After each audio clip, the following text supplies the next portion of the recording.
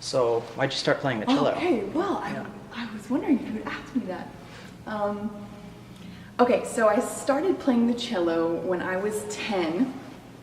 They came around and they were asking us, I went to a public school, and they came around and were trying to recruit for their various either band or orchestra or whatever. And I really wanted to be in band. I wanted to play the saxophone. So, I mean, because obviously that's a really cool instrument, I wanted to be cool. And my mom made the mistake of taking me to a James Bond movie, The Living Daylights with Timothy Dalton. And there's a cellist in that movie if you haven't seen it. And the cellist, it's a woman, and she actually turns out to be a sniper / cellist. And in one particular scene of the movie, they are sliding down a snowy slope in the cello case, using the end pin of the cello as a way to steer it. And in the course of action, they get a bullet hole in the cello, and then later on you see a scene where she's playing a concert with a bullet hole in her cello, and she was just like the coolest person I had ever seen, and I definitely was, I had just been converted into wanting to play the cello. So I feel like my life is almost that exciting as being that sniper cellist lady. Just a little more safe, but exciting. Cool. All right, so going into the Disney movies, boy. so who's your favorite Disney princess? Okay, I had to think about this one a lot, but I think it would be probably, okay, I'm gonna go off script here. I think it's gonna be Ariel, because I identify a lot with her. She had to sort of go against the grain a little bit and defy everybody's expectations of her, and you know, just do what she felt like she wanted to do.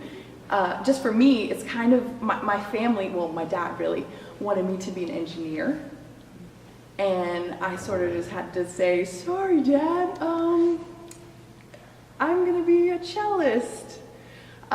So I don't know, I just felt like a kinship with Ariel, having to sort of just do what she felt called to do and not be an engineer. I don't think mermaids make very good engineers anyway.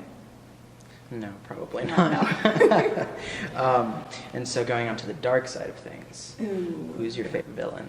Well, I have to say, it is from the same movie, Ursula.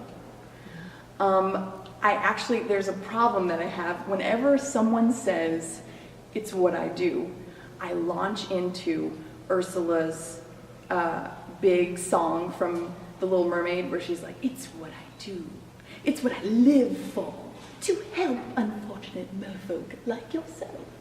Poor souls with no one else to turn to. So you really have to watch out when you're in my house. If you say that, I will just like launch into this 10-minute tirade where I'm Ursula and doing all the dancing and everything. It's pretty bad. You can understand. Yeah. So why do you like playing in the Columbus Symphony? Okay, I love coming down to play Columbus Symphony. Even though I don't really consider myself an orchestral player, I'm kind of a little bit too, what's the nice word? Exuberant. So a lot of times I get in trouble for being too emotive on stage, I think. So I tend to play a lot more with pops orchestras, like the Atlanta Pops and everything. And I've played with, I've played on Oprah with Josh Groban, and played with Barry Manilow and Donna Summer and all these people who need orchestra to back them up sometimes. So that's mostly what I do, and plus some chamber music. But I love coming down here. Number one, because George is funny, and he makes rehearsals fun. Like, he's just, that guy should be a stand-up comedian, I think. And also, like, this is the pretty critical part for me. when I come down here, I feel like I'm learning, which is kind of, it seems like, okay, yeah, you learn all the time, but really as a professional musician, you kind of feel like you got everything figured out and, you know. But when I come here, George is such a stickler about how you're playing. Like sometimes as string players, we like using the bow is like breathing for us, and sometimes we do it improperly. And when I come down here, he's always talking to us about how we're using the bow and making sure that we're listening for any swells in our sound. And I actually take what he tells me down here and I transfer it to everything else that I do with cello. So in my chamber music stuff, I'm watching out for improper usage of the bow.